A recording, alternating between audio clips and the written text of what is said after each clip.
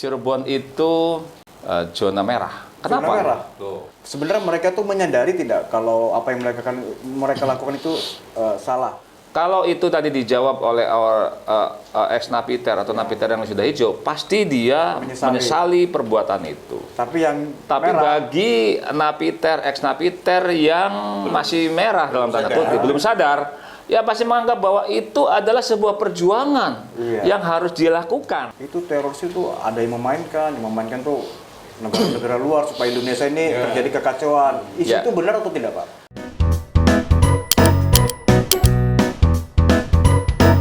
Oke, baik. Densus kan juga menangani banyak pelaku-pelaku teroris. Ya. Nah, kemudian di sana dilakukan pembinaan. Bahkan ada beberapa yang sudah bebas ya. Nah, itu pembinaan terhadap mereka akan terus dilakukan oleh Densus walaupun mereka sekarang sudah tidak di dalam. Sudah bebas. Terus apakah ada yang kembali lagi atau justru berubah total dan menjadi masyarakat pendakwa yang yang menerima perbedaan? Kita ngopi dulu. Ngopi dulu supaya tidak mumet. Baik ya, perihal pembinaan terhadap orang-orang yang sudah menjadi teror, menjadi terorisme. Jadi salah satu tugas kami dari Idensos itu singkatan dari identifikasi dan sosialisasi. Nah, tugasnya apa? Ya kami mengidentifikasi. Salah satunya adalah mengasesmen mereka orang yang ditangkap oleh tim. Ya, kami lakukan asesmen terhadap orang yang ditangkapnya, termasuk keluarganya. Kami lakukan asesmen seperti apa segala macam. Ya, kami lakukan dialog dengan mereka. Memang pada awalnya mereka menolak, tetapi karena kami terus continue datang ke mereka, pada akhirnya mereka mau menerima kehadiran kami. Itu salah satu dari tugas kami. Kemudian selanjutnya termasuk juga ketika mereka ditangkap menjadi tersangka sampai proses penyidikan, sampai proses penuntutan, sampai yang bersangkutan divonis dan ditempatkan di dalam penjara, dalam lapas, kami juga terus melakukan pembinaan terhadap mereka, ya, termasuk pada keluarganya, sampai akhirnya pun juga mereka bebas kembali ke masyarakat. Kami juga terus melakukan pembinaan terhadap mereka. Nah, perihal pembinaan mereka ini memang ada dari mereka itu ada yang begitu kami juga datang ke sana. Kami juga melibatkan teman-teman ex-napiter yang memiliki keilmuan tinggi. Kami juga mengajak juga tokoh agama untuk bisa mereduksi pikirannya. Itu memang ada kalanya dari kelompok mereka. Dari mereka itu ada yang menerima kami, ada yang tidak menerima kami. Nah, yang tidak menerima kami itu tidak mau ikuti program-program yang ada di dalam lapas. Itu biasanya kami sebut dikategorikan sebagai kelompok yang dalam tanda kutip merah. Kelompok merah. Ya, merah itu apa? Karena tadi dia tidak mau mengikuti program-program yang diberikan oleh teman-teman pamong di lapas. Nah, itu salah satu indikatornya bahwa mereka disebut merah itu tidak mau mengikuti program-program. Nah, kemudian bagi tersangka ataupun napiter yang mau mengikuti program asesmen, termasuk juga program deradikalisasi, akhirnya mereka itu nantinya dapat menerima sebuah program yang disebut namanya PB itu bebas bersyarat. Nah, ketentuan bebas bersyarat itu adalah salah satunya harus ada pencabutan baiat atau ikrar NKRI. Ikrar NKRI itu adalah salah satu rujukan mereka napi terorisme itu bisa mendapatkan bebas bersyarat. Nah, itu yang kami sebut ya. Kami sebut sebagai napiter yang sudah hijau. Nah, yang sudah hijau. Itu seperti itu gitu. Tetapi faktanya setelah mereka bebas, ada yang mereka konsisten dengan mereka seperti mereka di dalam lapas itu konsisten. Mereka yang mengikuti program-program yang diberikan oleh aparat ya. Dalam hal ini adalah kami setelah bebas kami juga melakukan pembinaan terhadap mereka para ex-napiter ini. Banyak program-program kami termasuk pembinaan kami terhadap ex-napiter yang sudah hijau maupun yang merah. Wabil khusus yang sudah hijau itu karena mereka juga sudah terbuka, kawasan berpikir mereka sudah terbuka juga. Kami banyak memfasilitasi yang bersangkutan dengan apa? Dengan pemberdayaan ekonomi mereka. Ya, kalau di Jawa Barat itu sudah banyak kami menampung ex-napiter penanaman kopi. Kami kerjasama dengan perhutani. Itu ada di Tasik ada sekitar kurang lebih 50 hektar. Di Subang juga ada sekitar 40 hektar. Itu murni dilakukan oleh teman-teman ex-napiter yang sudah hijau. Bahkan memang sudah ada ex-napiter yang kategori merah, tetapi sudah komunikatif mengikuti program itu. Nah, bagus, dalam hal ini adalah kami kerjasama dengan perhutani yang memiliki lahan tadi. Kami kerjasama. Nah, itu bagian dari kami melakukan pembinaan terhadap para ex-napiter ini agar mereka pemberdayaan ekonomi, dalam bahasa gampangnya perut mereka itu terisi. Nah, kan gitu. Dan aktivitas kebaikan bisa tersalurkan lewat kegiatan tersebut. Nah, itu pembinaan kami salah satunya. Dan banyak pembinaan kami yang sudah kami lakukan seperti Purwakarta itu ada di Waduk Jatiluhur itu jaring terapung ikan. Kemudian juga ada yang diberikan permodalan dagang sembako. Banyak yang kami lakukan di ex-napiter di Jawa Barat. Karena jumlah ex-napiter Jawa Barat itu udah ratusan ya. Dan konon Cirebon termasuk daerah yang apa nih? Maksudnya zona mana? Zona apa Cirebon nih? Banyak juga. Kalau berbicara zonanya dalam kacamata kami, ya Cirebon itu zona rawan. Saat ini bisa dari kacamata kami adalah disebut sebagai zona merah. Kenapa? Zona merah. Kenapa saya katakan merah? Karena semua kelompok teror yang ada di Indonesia di Cirebon tuh ada semua. Lengkap. Ada berapa kelompok, Bang? Yang tadi saya sampaikan, ada NII, ada JI, ada JAD, ada JAT, ada MMI, semua. Tapi mereka kan tidak bersatu, tapi visinya sama ya? Mereka tidak bersatu secara fisik, tetapi visi mereka sama. Jadi seperti fenomena gunung es. Dari bawah mungkin bolehlah tidak sama, tetapi pada akhirnya mereka merujuk sama. Gitu. Nah itu, jadi Cirebon dikategorikan menurut kacamata kami sebagai daerah yang kategorikan merah. Karena apa? Kita ketahui bahwa Cirebon ini kita ingat di tahun 2011 itu ada peristiwa peledakan bom di Mako Cirebon Kota. Hari Jumat. Dilakukan oleh orang yang katanya beragama. Nah, ini kan sebuah pukulan berat buat kita, buat warga Cirebon dan pemerintah Cirebon. Ditambah lagi juga di orang Cirebon ini, kalau kita berdasarkan jumlah pergerakan maupun ex-napiter di wilayah Ciayu Majakuning, Cirebon ini salah satunya menjadi tempat pergerakan, tempat perekrutan kelompok ini, dan jumlah ex-napinya pun juga tertinggi di wilayah Ciayu Majakuning. Nah, sehingga indikator ini, temuan kami ini bahwa Cirebon ini masuk kategori yang mana? ya saya melihatnya bahwa Cirebon menjadi saat itu menjadi daerah yang merah Sampai sekarang. sampai sekarang.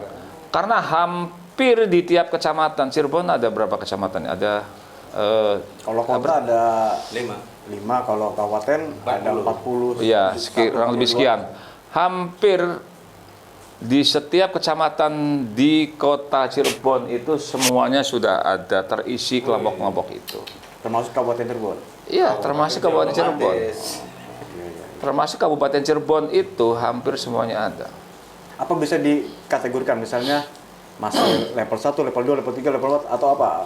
Ya, kalau bisa kami kategorikan memang ada kecamatan yang mungkin bisa menempati ranking dalam tanda kutip kecamatan merah gitu kan. Ada ya. ya sebagai ininya mungkin karena kami melihat pergerakan kelompok itu termasuk jumlah ex-napi maupun napiter yang berasal dari kecamatan itulah gampangnya, mungkin seperti itu. Sebenarnya mereka tuh menyadari tidak kalau apa yang mereka lakukan itu salah. Yang mereka lakukan itu adalah sebuah kejahatan kemanusiaan. Khusus bagi napi-napi yang sudah sadar, mereka menyadari itu sebuah kejahatan. Betul.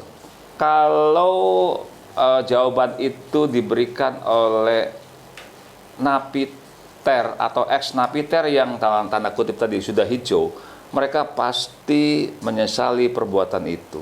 Sebagai contoh, ada salah satu ex-napiter orang Cirebon, Wong Cirebon. Dia adalah salah satu ex-napiter yang membuat dan meracik bom Sarinah, ya. Di mana kita ketahui di tahun 2016 kalau tidak salah atau 2015 di Jakarta itu ada berapa korban meninggal. Itu salah satunya adalah bom yang dibuat oleh Wong Cirebon. Nah, setelah yang bersangkutan sadar, akhirnya yang bersangkutan itu mengakui bahwa itu salah. Bahkan yang bersangkutan akhirnya ada sebuah mencari kesempatan dan akhirnya sudah kami fasilitasi ingin bertemu dengan keluarga korban dari peristiwa Sarinah itu. Nah, kalau itu tadi dijawab oleh ex-napiter atau napiter yang sudah hijau, pasti dia menyesali perbuatan itu. Tapi bagi napiter, ex-napiter yang masih merah dalam tanda kutip, belum sadar, ya pasti menganggap bahwa itu adalah sebuah perjuangan yang harus dilakukan. Nah, begitu. Akhirnya melakukan pembenaran. Sebuah pembenaran dari mereka, gitu. Ngopi lagi kita. Ngopi lagi. Ngopi. Kamu tahu ya, barangkali ada yang mau ditanyakan? Siap, Bang. Ini ada beberapa masyarakat, terutama dari para orang tua murid ya. Maksud dan tujuan apakah dan apa manfaatnya ketika Densus 88 melakukan sosialisasi kebangsaan di sekolah-sekolah, terutama di SMA, SMK, bahkan di SMP? Tolong dijelaskan. Baik, terima kasih. Ini pertanyaan yang bagus supaya teman-teman semua, para orang tua murid pun juga termasuk anak-anak jangan sampai kaget. Kok ada apa Densus ke sekolah-sekolah? Nah, gitu. Jadi begini, fungsi di Densus sendiri itu saat ini mungkin sudah ada ada perubahan. Kalau dulu Densus itu adalah sebagai organisasi yang penegakan hukum saja, tangkap, kan gitu. Tetapi saat ini Densus sudah ada namanya tadi Direktorat Idensos, identifikasi sosialisasi, kemudian juga ada Direktorat Pencegahan. Nah, dua direktorat ini adalah tugasnya salah satunya tadi melakukan mengeliminir ya kelompok-kelompok supaya kelompok ini tidak berkembang. Ya. Salah satunya apa? Salah satunya adalah kami melakukan sosialisasi ke sekolah-sekolah SMP, SMA, SMK, bahkan pondok pesantren. Bagian dari kami memberikan pemahaman, memberikan pengetahuan kepada mereka agar mereka itu tidak terpapar. Dari sudut pandang mana sih agama itu mengajarkan seperti itu? Kemudian dari sudut pandang mana pengetahuan memberikan pemahaman seperti itu? Sehingga nantinya akan adanya simbiosis di mana bahwa pada akhirnya anak-anak itu paham, oh radikal itu begini ya, oh intoleran itu begini ya, berarti kan saya harus menghindari. Nah kan gitu. Kemudian yang kedua adalah kami juga mengajak seluruh stakeholder, dalam hal ini adalah kalau kami ke sekolah-sekolah berarti dari Dinas Pendidikan. Kami kebetulan juga sudah bekerjasama dengan, kalau di tingkat Jawa Barat kami sudah kerjasama dengan Kesbangpol Provinsi, kemudian Dinas Pendidikan Provinsi. Di dalam kabupaten sendiri kami juga sudah bekerjasama dengan di wilayah Jawa Barat itu dengan KCD, Kepala Cabang Dinas, itu termasuk juga kerjasama dengan Ketua MKKS. Ketua MKKS itu saya lupa MKKS singkatannya apa, tetapi kurang lebihnya bahwa MKKS itu adalah wadah dari Persatuan Kepala Sekolah. Nah, kurang lebih begitulah. Nah, itu bagian dari kami kerjasama dengan beliau-beliau itu, teman-teman itu bagian dari kami tadi untuk memberikan penyuluhan, sosialisasi wawasan kebangsaan, agar jangan sampai di lingkungan sekolah itu adanya pemahaman-pemahaman yang tadi intoleran radikal itu berkembang di ini. Termasuk juga bagaimana mungkin membuat benteng dari sekolahan itu supaya dalam hal karena tadi kemajuan teknologi ini juga tidak bisa kita hindari. Mungkin nantinya ada semacam tips atau semacam cara di pihak sekolah itu untuk supaya anak-anak itu tidak gampang menggunakan handphone. Mungkin entah melalui regulasi apa agar anak-anak mungkin di sekolah itu seperti yang kebanyakan di pondok pesantren mencanangkan anak-anak dari jam sekian sampai jam sekian tidak boleh menggunakan handphone misalkan seperti itu. Nah, itu kan bagian dari upaya juga untuk supaya pengetahuan yang dalam tanda kutip yang tidak baik itu bisa dieliminir, bisa dikurangin. Nah, itu yang pertama. Kemudian yang kedua, ini juga bagian dari pembelajaran teman-teman anak-anak kita di sekolah-sekolah tentang kehadiran Densus di sekolahan ini, bahwa Densus sendiri adalah bagian dari sebuah organisasi yang humanis juga kepada mereka, bahwa jangan sampai dalam tanda kutip image-nya masyarakat tuh Densus itu serem banget. Nah, kan gitu. Oh, Densus serem banget nih. Wah, Densusnya begini.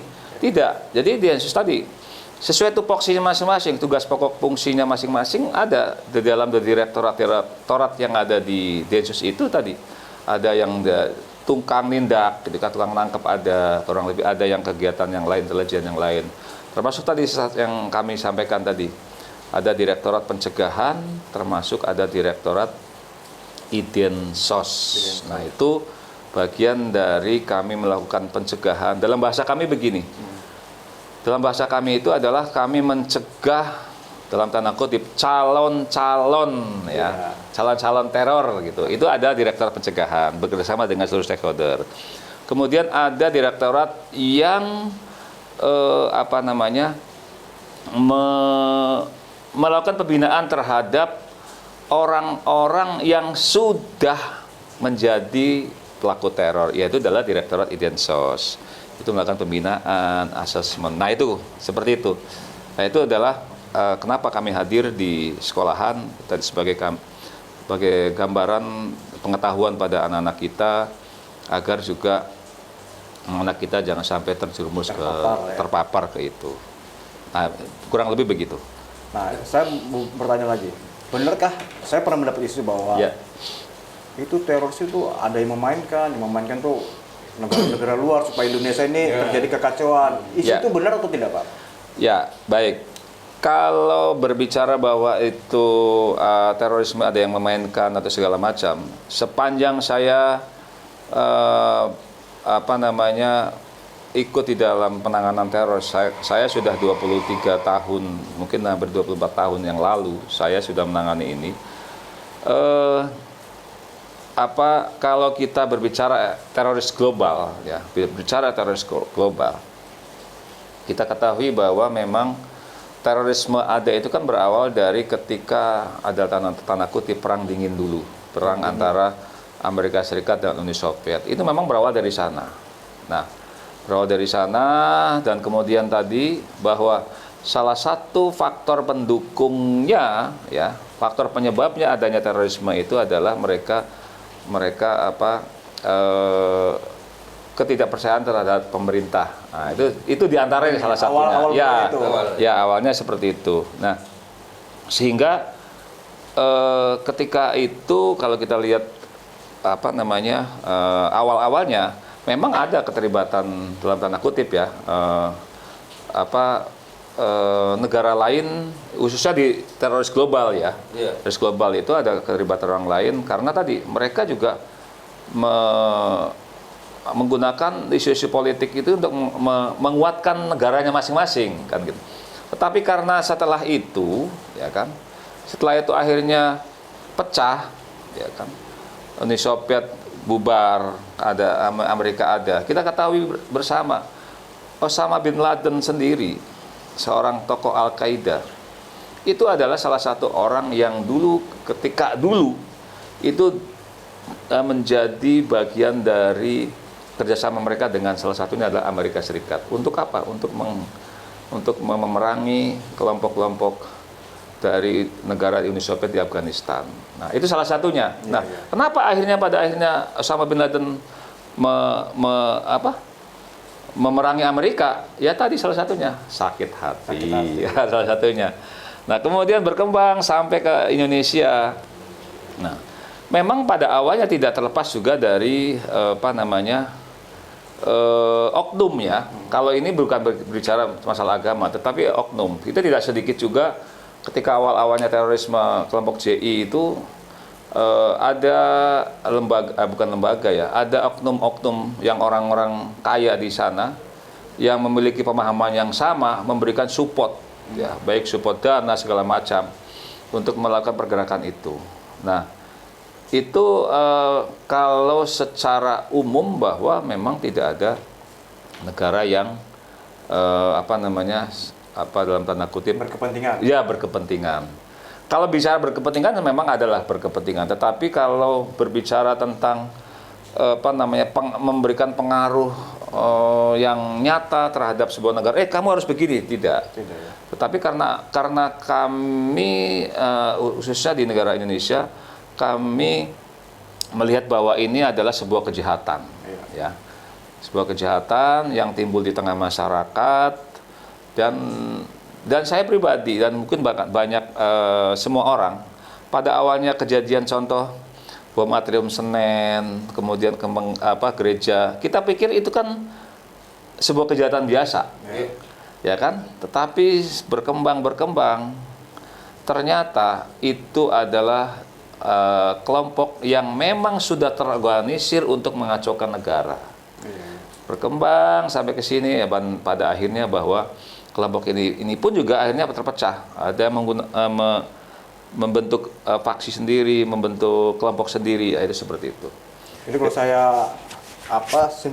simpulkan sementara ya. Jadi terjadinya gejolak atau terjadinya reaksi mungkin juga karena ada rasa kekecewaan. Ya, betul. Apakah pemerintah juga introspeksi terhadap aksi ini tersebut? Misalnya, mungkin ada kebijakan yang kurang disukai.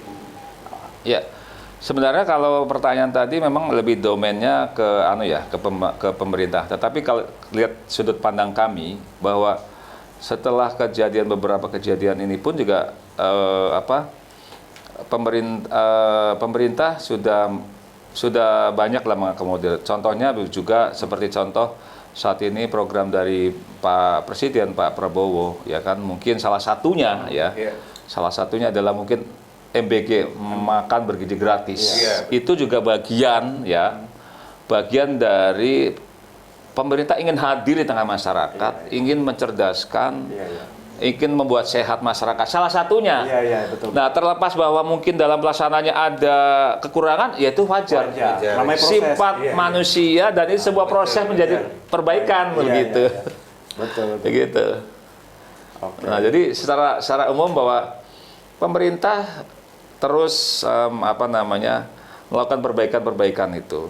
Ya, dari semenjak sebelum Pak Prabowo pun presiden terdahulu juga melakukan hal yang sama untuk perbaikan masyarakatnya, termasuk juga kita ketahui pemerintah ingin menekan angka kemiskinan, itu kan banyak hal dilakukan oleh pemerintah karena tadi salah satu faktornya timbulnya radikalisme, timbulnya terorisme itu faktor kemiskinan. Salah satunya. Kemiskinan ya. Ya, faktor ekonomi. Pak Utoyo, ada lagi pertanyaan? Cukup belum? Saya kira ada lagi yang mau ditambahkan, Bang? Atau saya satu lagi pertanyaan? Oh, boleh. Closing aja nanti. Nah, oke. Apa namanya? Sekarang nih, kalau kita sebagai masyarakat atau siapapun yang berprofesi, apa cara kita untuk melakukan supaya lingkungan kita tidak terpapar? Membentengi lah ya. Membentengi. Baik. Yang pertama adalah satu, kalau kita dari lingkungan sekolah, ya, yang sekolah pada teman-teman guru, ya, teman-teman pendidik, ya, orang tua. Yang pertama adalah ketika anak-anak di lingkungan sekolah, kita lihat apabila kita temukan anak-anak yang satu, ya, mereka dibullying. Dibully ya. Dibully itu tolong selesaikan itu dengan tuntas, melibatkan seluruh stakeholder, orang tua ataupun apalah. Satu. Kemudian yang kedua, ketika ada perubahan sikap dari anak-anak tadi, yang contoh hari ini kita ngopi bareng, ketika mereka sudah ada uget-ugetnya, sudah terpapar, tidak akan terjadi lagi teman-teman atau anak-anak kita itu jajan bareng di kantin. Mereka sudah memisahkan diri, mereka sudah eksklusif. Eksklusif. Nah, ketika menemukan itu juga itu agar ditangani dengan baik. Kemudian kepada orang tua, ya, khusus saya juga pribadi berpesan kepada teman-teman orang tua yang lain, sama, ketika dalam pola pengasuhan, karena kalau kita ketahui, kita temukan bahwa salah satunya adalah adanya komunikasi yang terputus antara si anak dan orang tua. Karena salah satunya broken home orang tuanya, karena kesibukan orang tuanya, sehingga anak-anak itu mencari komunikasi yang gampang, yaitu saat ini adalah dengan teknologi, ya, yang berupa handphone. Di mana di dalam platform media sosial itu kita mau komunikasi dengan apa saja, kita mencari apa saja, semuanya ada. Termasuk dunia anak-anak itu adalah dunia yang senang terhadap permainan, game. Nah, game inilah yang saat ini disusupi oleh kelompok ini, kelompok radikal terorisme ini untuk bisa merekrut anak-anak menjadi orang anak terpapar. Secara halus itu ya, lewat game. Karena betul. Orang pengen senjata, nanti dia belajar bikin senjata. Betul. Perubahan mindset itu anak-anak itu salah satu dari game. Nah, ada anak-anak yang senang sekali dengan kekerasan. Nah, perubahan itu kan harus dicegah secepatnya ya. Betul, dicegah. Karena orang tua tuh abai. Ya.